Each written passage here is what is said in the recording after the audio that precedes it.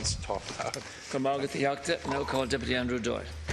Thank you, Las Corla. I'd like to thank my colleague Deputy Fergus O'Dowd for allowing me time.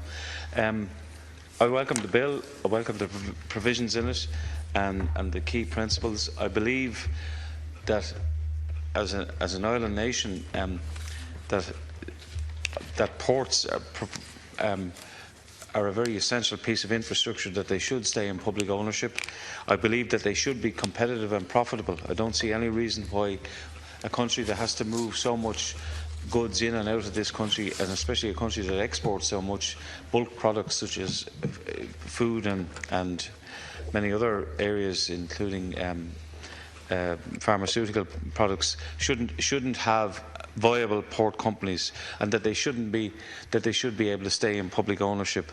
And a lot of the points that have been touched on, I think it's very relevant, by the way, that the ports we're talking about, from Drogheda, Dunleary, Wicklow and New Ross, all form part of the eastern seaboard. And in a week where we opened a very significant piece of new road infrastructure on the M11, which is called Euroroute, to eventually link Larne with Rosslare, all the ports along the way that form that part of that necklace, can all be contributors to the Irish economy itself, but also to a varied access. Deputy Boyd Barrett referred in particular to cruise liners and tourists, but there are many other facets. Wicklow port itself has been a small semi-state entity.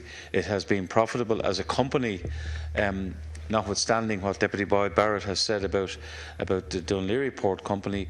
I do believe that Wicklow's company has continued to be prudent. It has put money into a key piece of infrastructure in a pier, and has managed to keep some reserves. And I do recall when then Minister Varadkar was coming to visit it, the chair and harbour master was very concerned at the humble port headquarters. I reassured him that the minister would rather come to a port company that had a humble headquarters but a healthy bank balance, which was the case, and so it was. I think the two provisions, the two options, it is wise, and I don't think we should rule either out, in or out.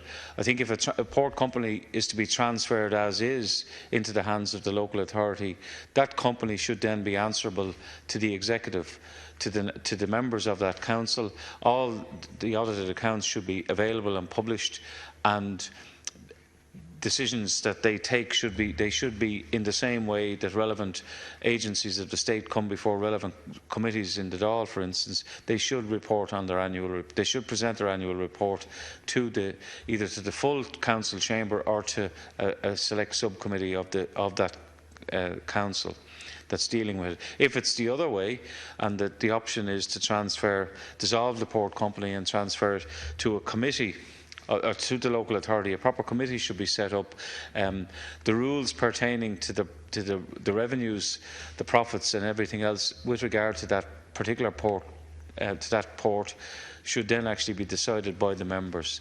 And going to the point about Section 9, which provides for, with ministerial consent, the divesting or the releasing of equity to the private sector, that would be a function of the members, so that there would be a double lock provision. In other words, the members would have to recommend it first, the majority of the members of the council, and then it would have to actually go to the minister for approval.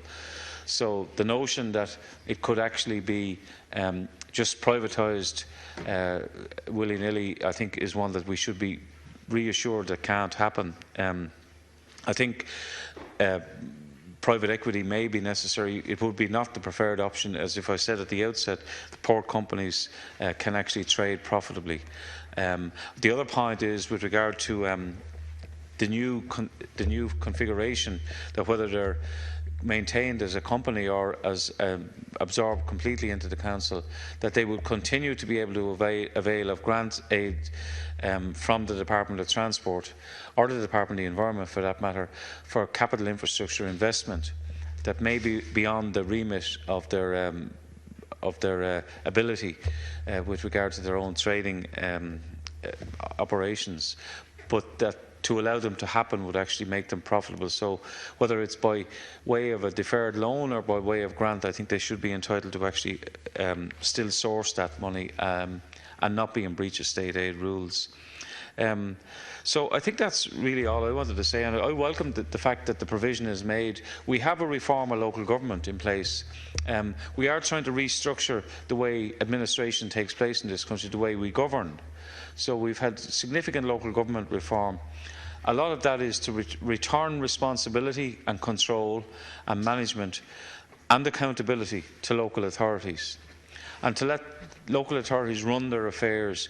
And the only way they can do it is with power, and money and revenue is actually key to it. And all ports, all these significant ports, they are very important to the local economies. Certainly in Wicklow, we have a very vibrant port activity there. I think it's very important that their future is secured and that they become integral into that local authority, whichever one it is. So I welcome the provisions of the bill.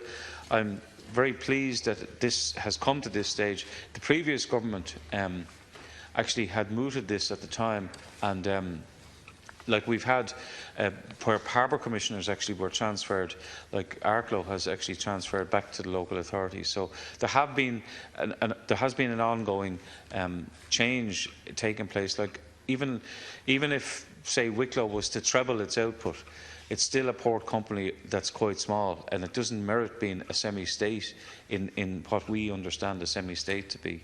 But there is nothing to stop it being part of a local authority and having a commercial and self-financing focus. Thank you.